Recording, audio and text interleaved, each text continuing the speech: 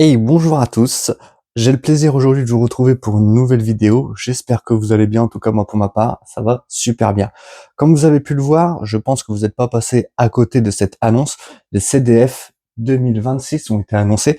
Donc ce sera le 22 et 24 mai à Reims. Donc pour moi c'est super parce que c'est 1 heure de la maison et j'ai mes parents qui habitent Reims, donc il n'y aura pas de souci normalement pour m'héberger. On va juste essayer d'avoir une petite place pour mardi 10 heures, aller sur le lien et récupérer une place. Il y en a 4000, donc j'espère avoir ma place. Et du coup, je me suis dit pourquoi pas vous faire une nouvelle vidéo sur mes classeurs de N-Trap, que ce soit en monstre, en magie ou en carte piège qu'il faut avoir dans ces classeurs pour pouvoir faire des decks plus ou moins compétitifs. Donc aujourd'hui, on va passer sur les N-Trap du main deck. Donc je vous propose de découvrir mon classeur tout de suite.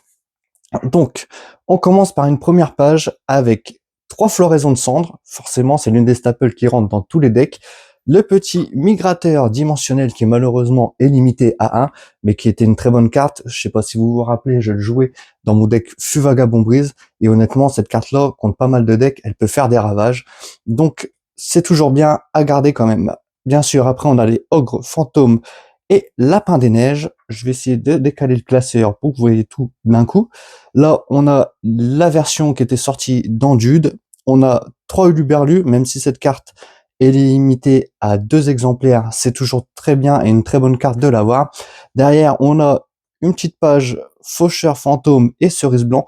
Là, je vous avoue qu'on n'est pas obligé d'en avoir autant, mais vu que je fais pas mal de decks, des fois, je mets des staples qui sont pas trop chers. Donc, voilà pourquoi j'en ai autant. Derrière, on va avoir la fille fantôme et le cornulier effrayant et la beauté manoir hantée, qu'on peut voir en version Mago et en version Dude, du coup. Et oui, à force d'ouvrir des collections, c'est des cartes qu'on récupère énormément. Donc voici toutes les cartes que je mets de côté. Après, on a Fantôme du défunt et on a, malheureusement, j'ai quand même un seul exemplaire, la floraison rouge sous la racine, mais c'est pas forcément très dérangeant, c'est pas la carte la plus jouée. Derrière, on a une petite page d'illusionniste d'effets, car comme vous le savez pour ceux qui me suivent, quand je fais des decks compétitifs, je commence toujours par une version budget, et forcément, dedans, on met des illusionnistes d'effets. On a aussi les fantasmés, carte, une très bonne carte quand il y a des formats, par exemple, avec des lignes qui sont beaucoup jouées, car cette carte-là, elle est juste fantastique, sans mauvais jeu de mots, fantasmé, fantastique, bref. Elle nous permet de piocher énormément de cartes.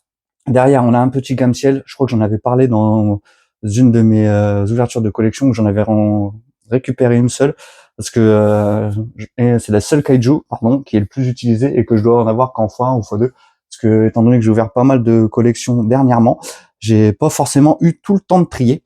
Donc, comme vous le savez, le temps de trouver les decks profile, de faire des ouvertures de collection, généralement, je trie les cartes sûrement 6 mois après. Donc là, c'est un peu le cas. Derrière, on a le maître des craintes, toujours pratique pour bannir les monstres adverses. Et derrière, on a forcément la lancée artefact, la faux artefact, le Denko Seka, toujours pratique pour gêner l'adversaire. Et là, on va enchaîner sur tous les kaiju. Donc, que ce soit les Dogoran, les Radiants. Ça, c'est des cartes qu'on a eu maintes et maintes fois dans tous les decks de structure. Le petit Jizuku, voilà, j'avais même pas réussi à lire, Jizukuribu, le roi du tonnerre, le kaiju d'éclair, le petit Kadarlo, que j'aime bien jouer dans mon deck insecte, elle est Kumongoose, et là on va avoir des cartes qu'on a un peu moins l'habitude de voir, mais j'ai décidé de garder, ce sont les Gizmek. Donc les Gizmek qui ont plutôt des bons effets.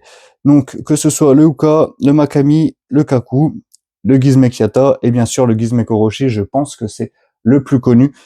Généralement, il a été joué dans Orcust, donc c'était vraiment une très très bonne carte. Et bien sûr, l'une des très bonnes staples quand on est go second, le petit Dino Luther Prankasreratops, qui a été longtemps limité à 1 et qui nous a été rendu l'année dernière en 3 exemplaires. Bien sûr, forcément, dans les cartes à récupérer, les dangers. Comme vous pouvez le voir, je fais pas mal de deck budget, je me répète, et vous voyez souvent ce genre de cartes. Je pense que c'est des très bons moteurs de pioche, et en plus, elles ont toutes été délimitées. Donc forcément, le danger de Jackalope, c'est l'une des plus fortes. Le danger Oiseau du tonnerre, l'homme papillon pour sortir des Xyz de niveau 4, le danger Ogopogo, le danger Nessie que je jouais dans mon deck Tiermontation parce que c'est un aqua, donc très très fort, le danger Bigfoot qui est plutôt fort en go second qui permet de détruire une carte, un petit danger homme chien, le danger Chupacabra bien sûr, Toujours pratique pour les X4, un peu comme l'homme papillon. Et le Dangetsu Shinuko, donc comme vous voyez, je l'ai plus qu'en un seul exemplaire, c'est parce qu'il est dans tous mes decks. Généralement, je l'avais dans le deck d'Ad, j'ai dû vous présenter, je dois avoir une version aussi avec marionnette de l'ombre où je dois les avoir. Je dois aussi l'avoir dans mon deck Chevalier Fantôme, il me semble, que je vous ai présenté. Donc très très pratique pour l'X6 de niveau 3, et quand il s'agit de défausser des cartes, c'est un très bon moteur. Derrière, on va avoir des cartes un peu plus anciennes, peut-être qu'on pourrait les remplacer. On va avoir le Maître de la Vanité, le Démon de la Majesté et le Démon de la Vanité. Donc c'est des très bonnes cartes pour empêcher l'adversaire de jouer. Par exemple, on peut s'en servir dans Monarque. C'est très très bonne carte pour paralyser l'adversaire. Derrière, on va avoir, donc là, c'est plus des staples exacts pour gêner l'adversaire, mais on va avoir le petit greffeur qui a été délimité et repassé à 3, le petit chevalier Armageddon, pareil, qui nous permet de défausser. Alpha, le maître des bêtes, qui est une très bonne carte, qui avait une petite valeur d'ailleurs à sa sortie, je crois qu'elle coûtait une petite trentaine d'euros, et maintenant elle a été rééditée maintes et maintes fois aussi, donc elle coûte plus grand chose, mais c'est toujours une très bonne carte à garder. Le petit Lange de Doyauté des Ténèbres, le petit Border Inspecteur, et on retrouve le Corbeau Dédé derrière.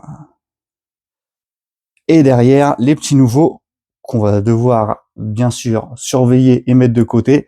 Donc le petit porte-bloqueur, ça c'était juste pour les decks crochets, ça peut être intéressant pour des decks un peu plus fun. Le Destrudo qui est très important pour les decks synchro. Et bien sûr les cartes dont je vous parlais, les Mulcharmy, donc Purulia et Meols.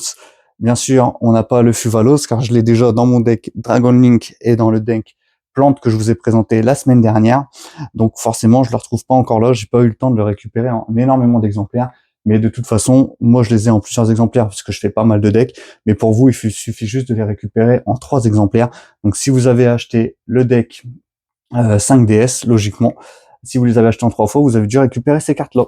Donc voilà pour le petit classeur d'Entrap. N'hésitez pas à me dire ce que vous pensez de ce format de vidéo, si vous pensez que c'est intéressant, ou si pas du tout, au contraire, n'hésitez pas à me le dire dans les commentaires. Si jamais cette vidéo sort un peu de l'ordinaire et qu'elle fait pas mal de vues, je vous ferai exactement la même chose sur les magies et sur les pièges, et pourquoi pas sur les monstres de l'extra deck qu'il est important d'avoir dans sa collection. En tout cas, c'était Atlas 510, au plaisir de vous retrouver pour une prochaine vidéo. À bientôt.